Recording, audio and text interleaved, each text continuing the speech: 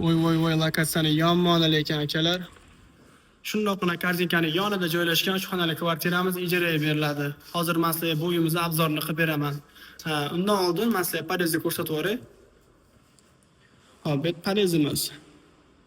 Podyezimiz katta, keng va eng muhimi tinch. Navoda ko'chaga ketganlaringda eshik ochiq qolsa yoki xuplamagan bo'lsalaring, bundan xavotir olmaysizlar. Sababi podyezimizni kun davomida kuzatuv kamerasi videoga olib boradi. Hop, uyga ichiga kirganimizda o'ng tomonimizda katta oyna bor. Ko'chaga ketishdan oldin yo ishga ketishdan o'zlaringiz bemalol qarab olasizlar. Uyga ichiga kirib borganimizda bizni katta zal kutib oladi. Zalimiz hozircha bo'm-bo'sh, lekin ijara haqiga kelishish bo'lsa, betga divan, betga televizor qo'yib beramiz.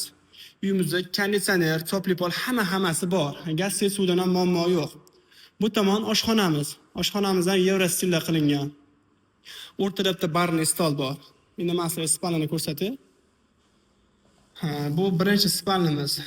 Bitta shifonerdan boshqa hech narsa yo'q. Xudo xolasa bu yerdan to'ldirib beramiz. Bu tomonda ikkinchi spalnimiz. Bu tomon ham bo'm-bo'sh. Xudo xolasa bu yerdan to'ldirib beramiz. Bu yerda bitta seyfimiz bor. Ichiga bemalol pullarga qo'yib berasizlar, bexavotir. Bu uyimizning eng afzal tomonini aytib ketay sizlarga. Bu uyimizning eng afzal tomoni joylashuvida.